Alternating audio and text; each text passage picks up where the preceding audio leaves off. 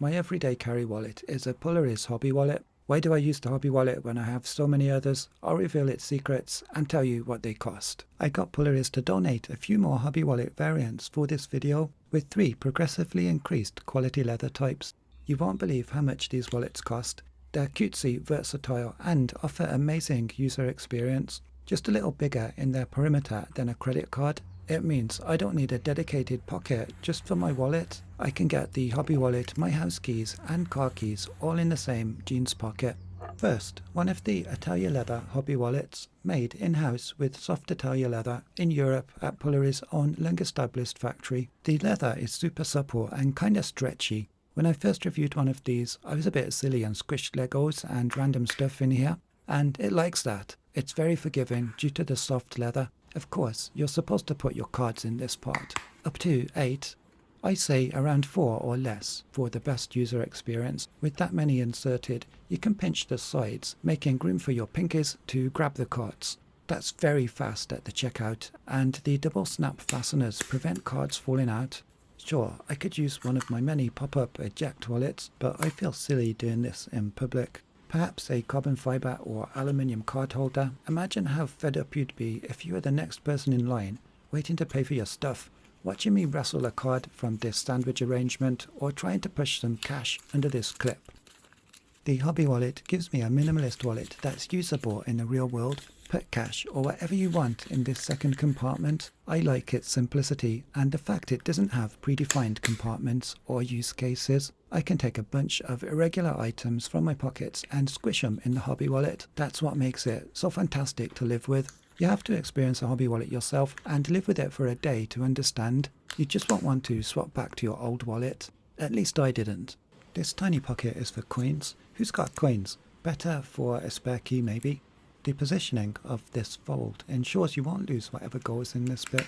What does it cost? Just $16 or 15 euros at the time of making the video, of course. Remember, that's for Italia leather made in-house in Europe by a company that have been producing leather goods since the 1930s. Now imagine instead what $16 would buy you from the usual online marketplaces. I also got you a 10% discount code active at the time of making the video. If you use the code or affiliate link in the video description, I can earn a small fee at no extra cost to you. Next, this one is my own Hobby Wallet. This is from Pularys Insider line, which is a higher quality leather. Pularys sent me this one for free around September 2022 for me to review, which I did.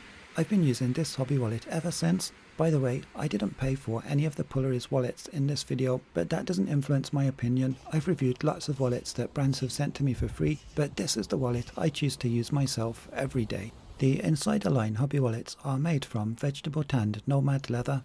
The Insider line can be purchased with or without a pocket for an Apple AirTag. I wanted to show you one of the other colours. I have here the red Insider line Hobby Wallet without AirTag pocket. The vegetable tanned Nomad leather is a little stiffer and thicker, 1.4mm versus 1mm of the $16 Italia leather Hobby Wallet. The Insider line Hobby Wallet is $25 without the AirTag pocket and $27 with. Again, correct at the time of making the video. Now, going back to the Italia leather, which costs less, this gives you the best out-of-the-box user experience brand new because of the super soft, stretchy leather that I tried my best to convey. But you gotta get a hold of one yourself to see what I mean. They're a really enjoyable tactile product to hold and operate. In contrast, the Insider line with its Nomad leather becomes more supple the more you use it. These instead look more premium and will patina, gaining character as they age, and possibly last for decades. What could break? It's mostly a folded one-piece construction. Maybe a snap fastener could fail after lots of years of use. They feel heavy duty, but in any case, any shoemaker can drill one out and replace it.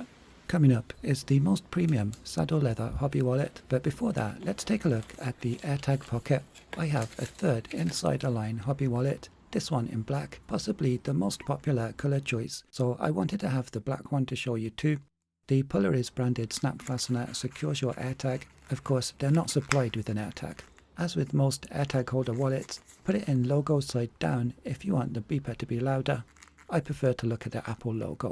Every Hobby Wallet variant comes with an RFID blocking card, which helps protect against any unauthorized scanning of your chip cards. A must-have. To be true to my video title, that is, showing you my everyday carry. I'll admit I don't use this. I use a slightly thicker jammer.